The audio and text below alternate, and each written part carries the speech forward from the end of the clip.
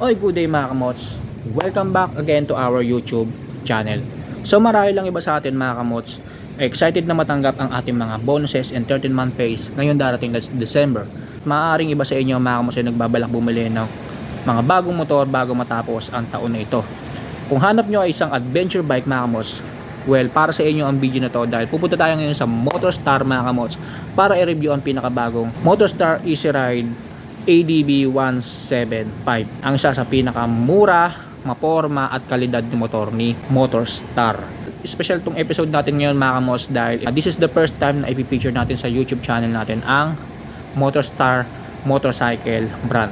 Kaya samahan nyo ako mga kamos dahil pupunta tayo ngayon sa Motorstar para i-review ang pinakabagong adventure bike ni Motorstar. Let's go!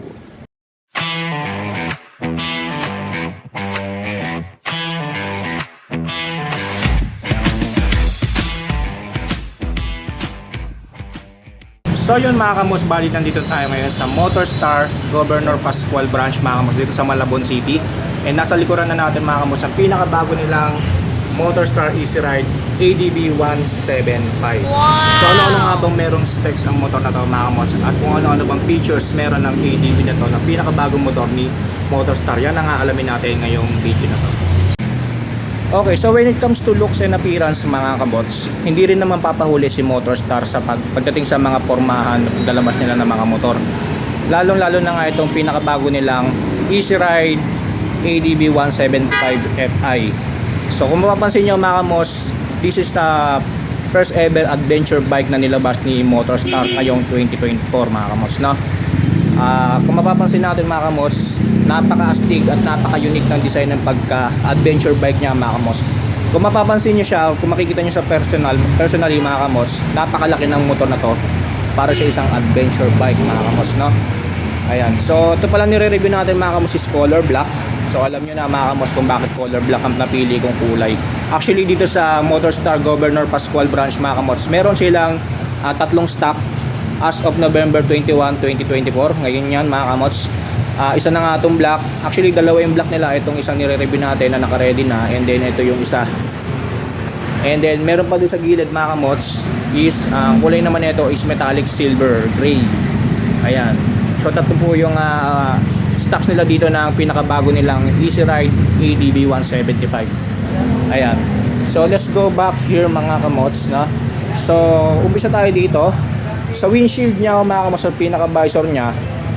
Napakalaki ng windshield at windshield o visor niya mga kamos, no? Talagang pagka bumiyahe ka sa mga may malakas na hangin na bumangga sa'yo, ito yung magiging protekta mo mga kamos, no? Itong malaking windshield niya. Ayan, so ang kagandahan pa dito sa windshield na to mga kamos, naka-smoke lens na siya yung pinaka-visor niya para dagdag angas sa motor na to mga kamos, no? Ayan, so hindi naman siya ganun madaling masira kasi makapal din yung yung windshield niya mga kamos, kung makikita nyo. Ayan, so makapal po yung windshield niya, hindi siya basta-basta magka-crack or mababasag mga kamos, no? And then kagandahan pa dito, naka-tornilyo siya mga kamos, naka-apat na tornilyo siya mismo dito sa may malapit sa headlight assembly. So as we go down here mga kamots, ito yung naging nagpa-unique sa kanya, no? Itong pinaka headlight niya. Kung mapapansin nyo mga kamots, para siyang mata ng agila. Ayan, so since yung signature logo nga ng Motorstar is agila, so mapapansin natin yung pinaka pagkaangas nitong headlight na to, nakahawig sa mata ng agila. So ito po yung pinaka headlight niya mga kamots, isang buo yan.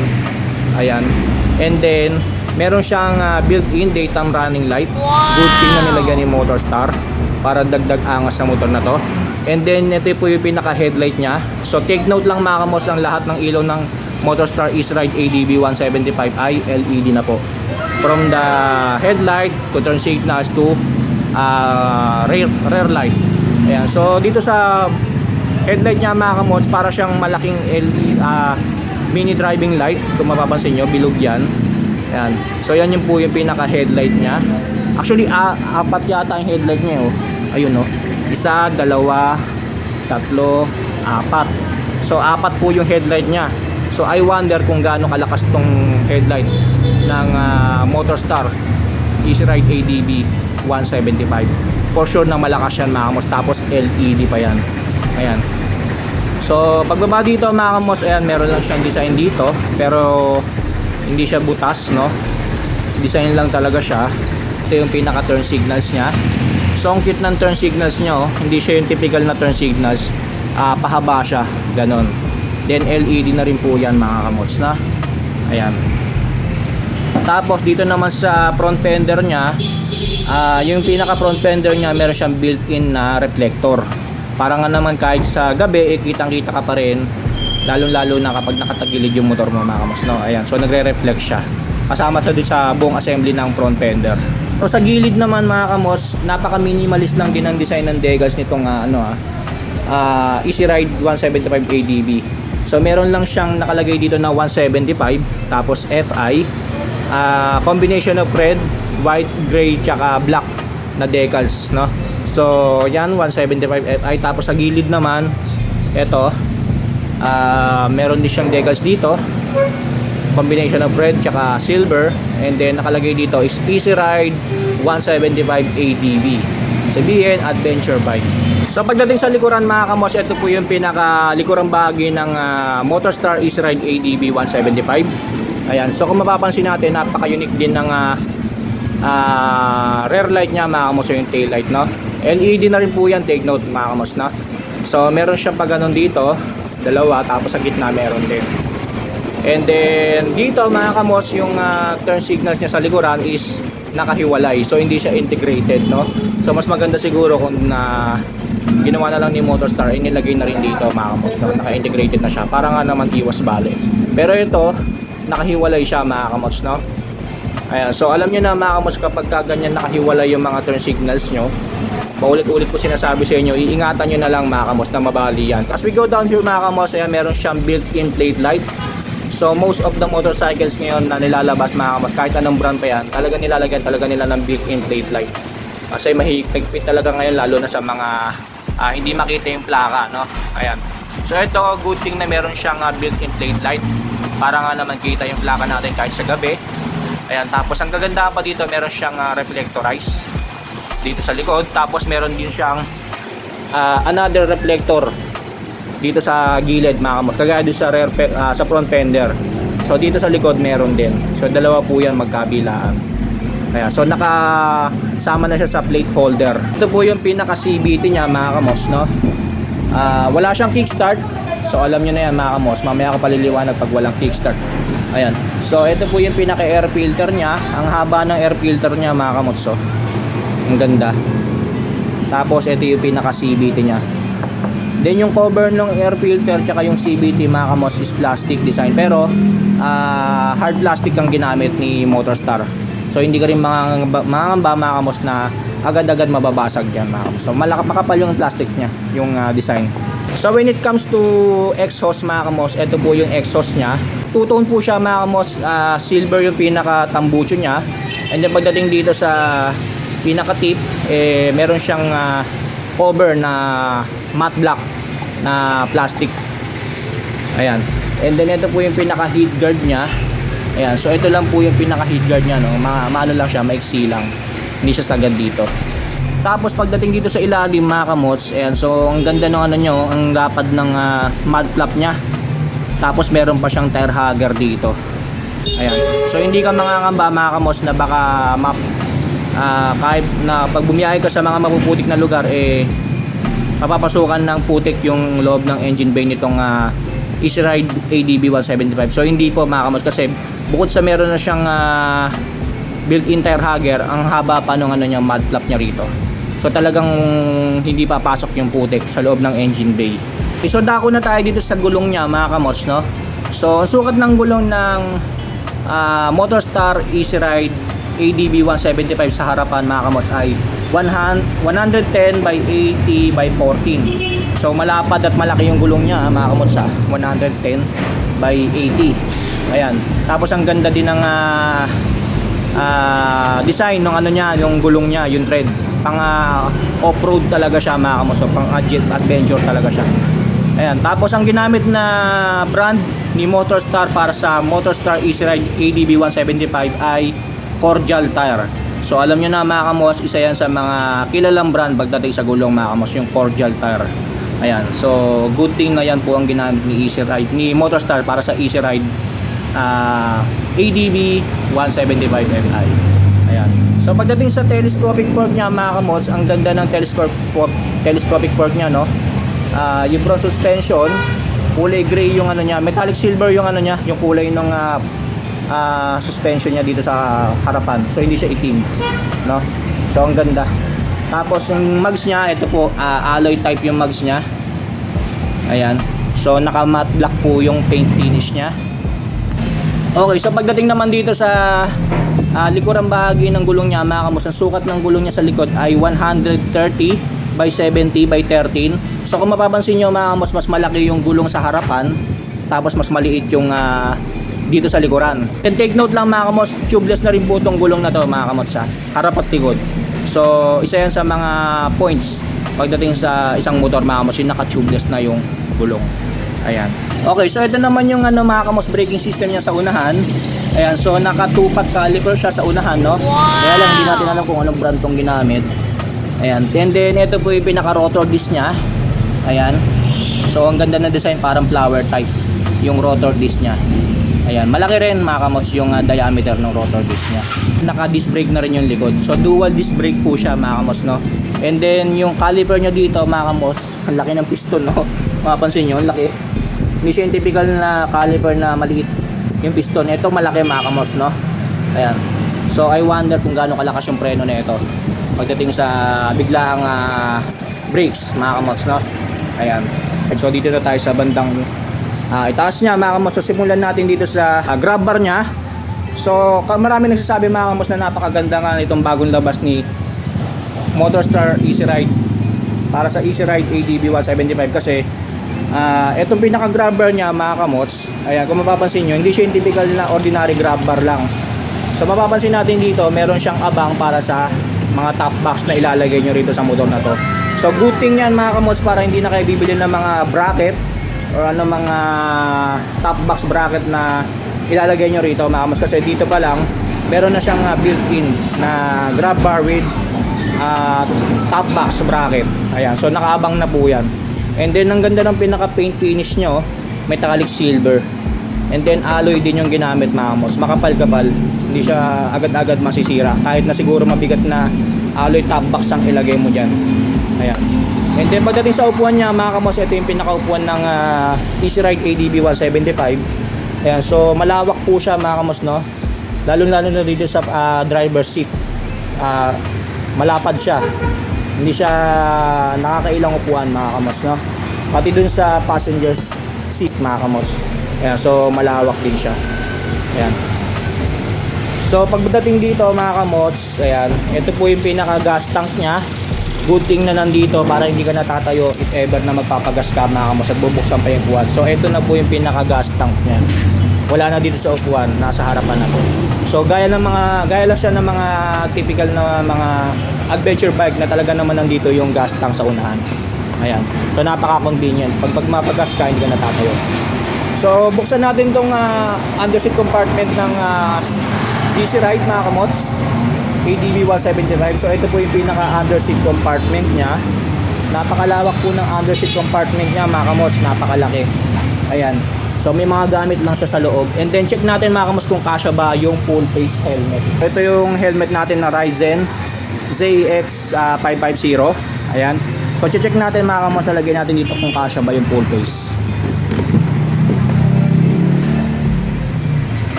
Ayan. So hindi siya masara.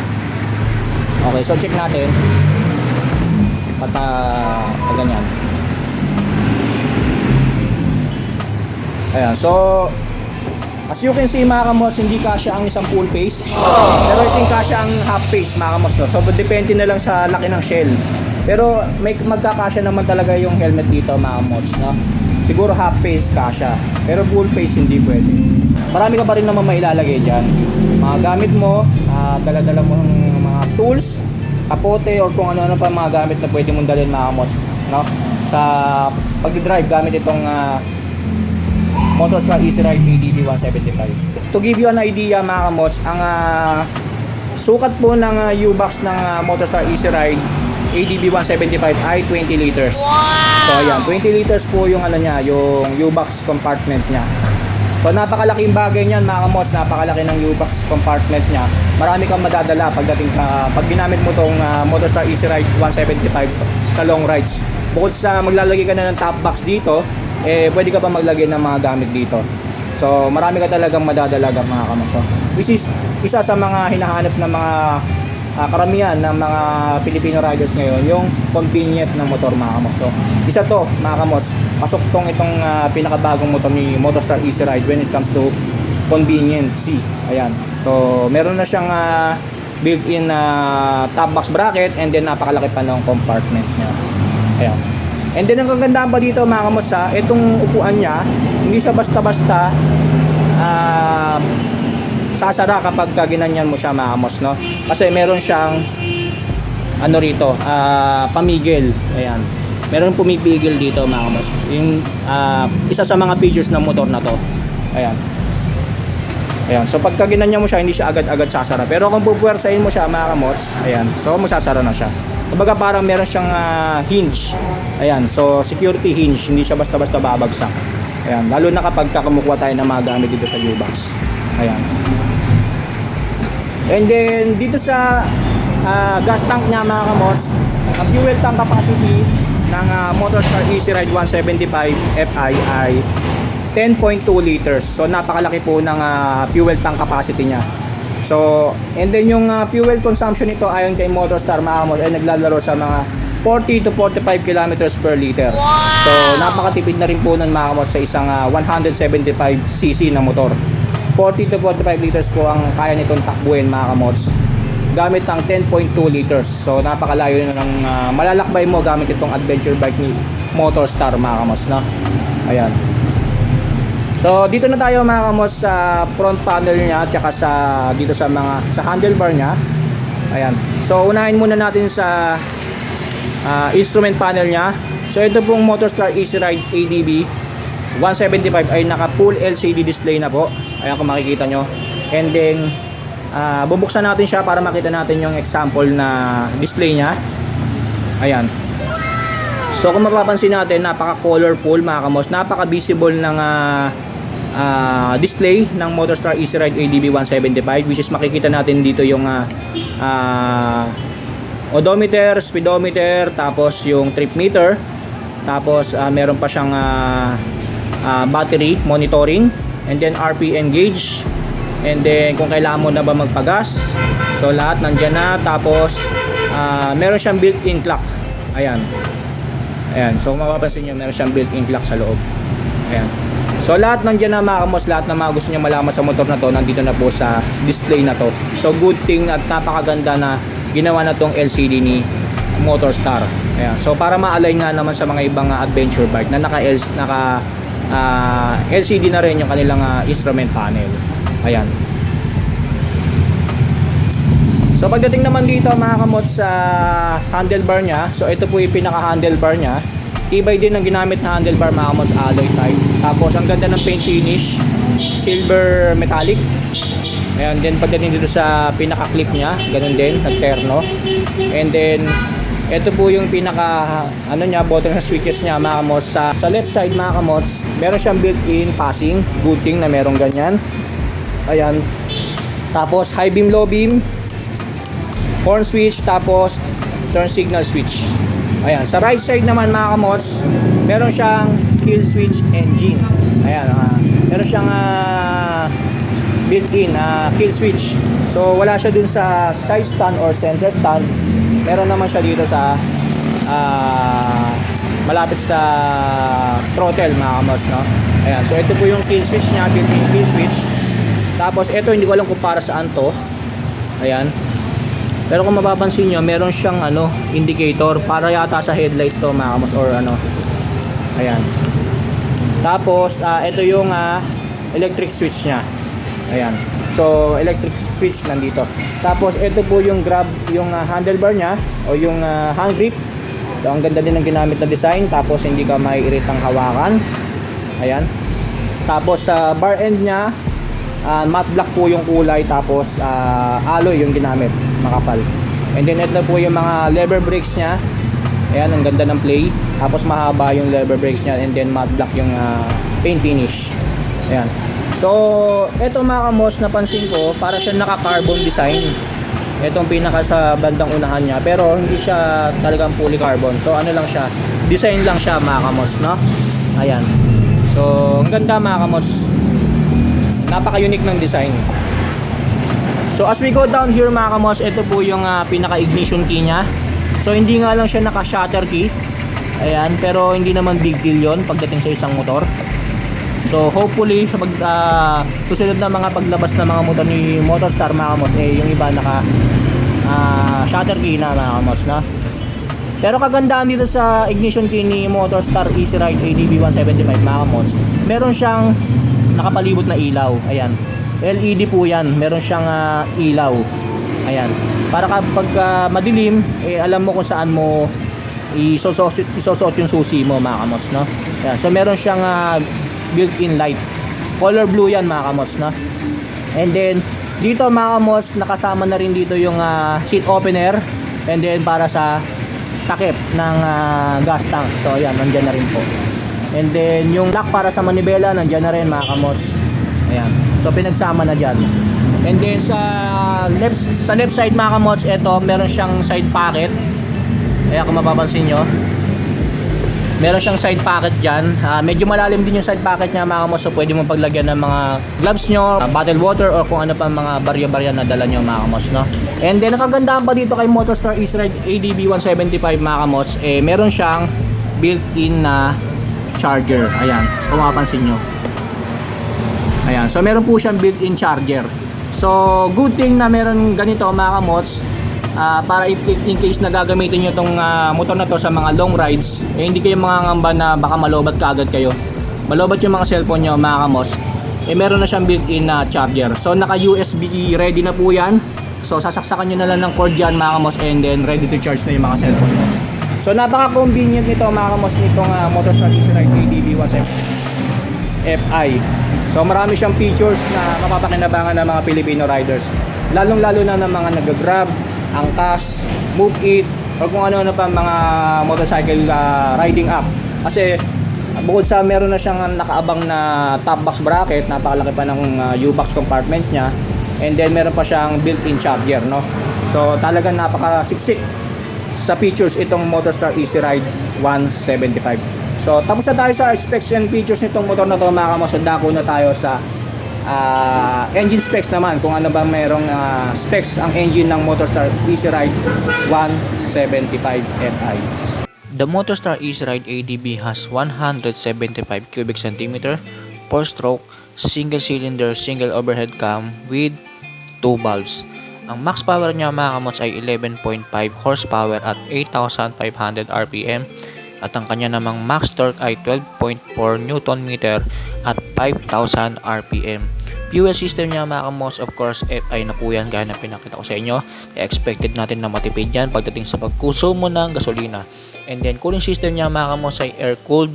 And then starting system niya ay electric start only. So alam niyo na kapag electric start lang mga kamots ang starting system ng isang motor, monitor niyo na lang yung mga baterya ng motor ninyo, no? And when it comes to driving system, since ito ay adventure scooter bike mga kamots, ito ay gumagamit ng continuous variable transmission or CVT. And take note mga kamots, naka GY6 engine na po yan. So lahat ng mga parts ng CVT na ito ay naka GY6 na po. Hindi na kayo mahihirapan maghanap ng mga parts ito kasi napakadali lang hanapin yan. At para naman sa kanyang suspension system, sa unahan ito ay gumagamit ng telescopic fork. Habang sa likurang suspension naman niya mga kamots, ito ay gumagamit ng dual shock absorber. When it comes to braking system, gaya ng pinakita ko sa inyo kanina mga kamots, ito ay naka regular disc brake with 2-pot caliper. At sa likuran, ganun din mga kamots, naka regular disc brake din to with a single pot caliper. At kung ikaw isang average Filipino rider, huwag kang mag-alala mga kamots dahil ma-drive mo pa rin naman itong Motorstar Easy Ride ADB 175 dahil ito ay meron lang seat height na 795mm at mayroong ground clearance na 165mm na hindi ka mangangamba na baka sumahid ka sa humps. So tapos na tayo sa engine specs ng Motorstar Easy Ride ADB 175. So dako na tayo sa presyo ng motor na to mga kamos. Magkano nga ba ang Motorstar Easy Ride ADB 175 dito sa Motorstar Governor Pascual as of November 21, 2024. Okay, so dako na tayo sa presyo mga kamos ng pinakabagong Motorstar Easy Ride ADB 175 dito sa Motorstar Governor Pascual branch. So magkano nga ba ang Motorstar Easy Ride ADB 175 as of November 21, 2024? So pag kinuha nito ng cash basis mga kamos, cash price, ang cash price po niya is 87,000 pesos. So take note lang mga kamos na all in na po yun, kasama na doon yung registration and then yung TPL insurance. So take note lang din na 3 years registration na po ito mga kamos kapag kinuha nyo. So matagal-tagal bago kayo magparehistro ulit. Pagdating sa installment mga kamots, kukunin nyo ito ng installment itong Motorstar Easy Ride ADB 175, pwede rin naman sa kahit anong branch ng Motorstar. So dito sa Governor Pascual mga kamots, magdadaan ka lang ng 7,455 pesos para sa unit. And then all in na rin po yun mga kamots, kasama na din yung insurance and then registration, 3 years registration. And then take note lang din mga kamos, sabi ni Motorstar kapag kumuha ka daw ng down payment nitong kahit anong motor nila mga kamos, lalo na dito sa Motorstar Easy Ride ADB 175, nangingi sila ng 1 month advance deposit. Kumbaga, may magka-advance kayo ng 1 month sa kanila. No? So yung deposit na yun na 1 month mga kamos, nakatenga lang yun sa kanila in case na wala kayong pambayad sa susunod na buwan, or pwede nyo ilagay naman sa hulihan ng pinakakontrata ninyo mga kamos. At least meron kayong pondo. So tinatawag nila yun na pondo mga kamos in case na wala kayong pambayad. At least meron kayong naka-pondo sa kanila. Yun yung pwede nyo gamitin mga kamos, yung 1 month deposit na sinasabi nila.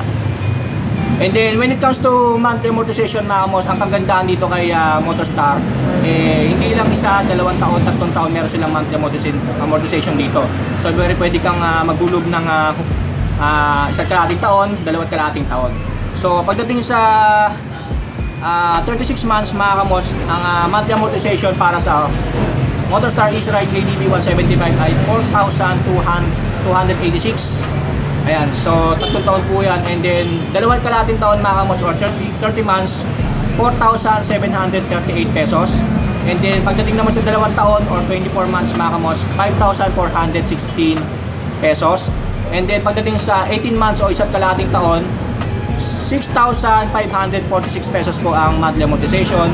And then kung gusto mo naman ng madalian mga kamos, 1 taon lang, 8,806 pesos po ang monthly amortization. Take note lang din mga kamos na nagbibigay sila ng rebate dito. Kaganda ba dito, medyo malaki yung rebate na binibigay nila mga kamos. 400 pesos po yan. So doble sa ibang kasa. Dito sa Motorstar, 400 pesos po ang binibigay nilang rebate kapag nagbayad ka ng mas maaga sa due date mo. And then kapag kumuha na ka ng unit dito, naglabas ka ng unit dito sa Motorstar mga kamos, meron silang binibigay na free helmet. Ayan, so helmet po ang freebies nila, tapos basic tools para sa motor. Ayan, so yan po yung kasamang freebies. And then 1 year warranty. Ayan, para sa unit. And yung 1 year warranty na yun mga kamos, kapag ang damage is engine related. Ayan, so engine related po yung yung pino-cover ng warranty. Ayan. So yan po yung cash basis and installment basis na pinakabagong Motorstar Easy Ride ADB 175 ni Motorstar. Sa mga mag-i-inquire ng mga motor dito sa Motorstar mga kamos, lalo na dito sa Governor Pascual branch, at lalo na sa mga mag-i-inquire ng pinakabago nilang Motorstar Easy Ride ADB 175. So meron po silang Facebook page. So bisitahin nyo na lang mga kamos, or search nyo na lang. Ito po yung pinaka-Facebook page nila sa mga mag-i-inquire ng mga motor dito. So marami pa silang stock dito mga kamos, na lalo na ito pinakabagong Motorstar Easy Ride ADB 175. Gaya na pinakita ko sa inyo, meron silang 3 stock as of November 21, 2024. And then meron din silang nakita ko dito mga kamos, yung pinakabagong Cat Racer ng Motorstar, yung 150. So soon i-vlog din natin yan mga kamos sa ating YouTube channel. So meron silang stock dito. And then yung pinaka-exact address nitong kasa na to mga kamos ng Motorstar, yung branch na to, ito flash ko na lang sa screen para if ever na gusto nyong naghahanap kayo mga kamos ng Motorstar Easy Ride ADB 175, alam nyo na kung saan kayo pupunta mga kamos, kung saan merong stocks ng ganitong pinakabagong adventure bike ni Motorstar. Ayan, so dito ko na lang tatapusin ang aking vlog mga kamos. Muli maraming salamat sa inyo. Abangan nyo pa yung last two mga kamos ng motorcycle brand na ipipicture natin sa ating YouTube channel. So nauna na nga itong Motorstar. Ayan, so meron pa tayong dalawang bagong motorcycle brand na ipipicture sa ating YouTube channel. So muli maraming salamat sa inyo mga kamos. At gusto ko rin magpasalamat sa mga staffs ng Motorstar, lalo na sa manager dito na nag-assist sa atin mga kamos na ma-review itong pinakabagong Motorstar Easy Ride ADB 175. Stay safe, ride safe always.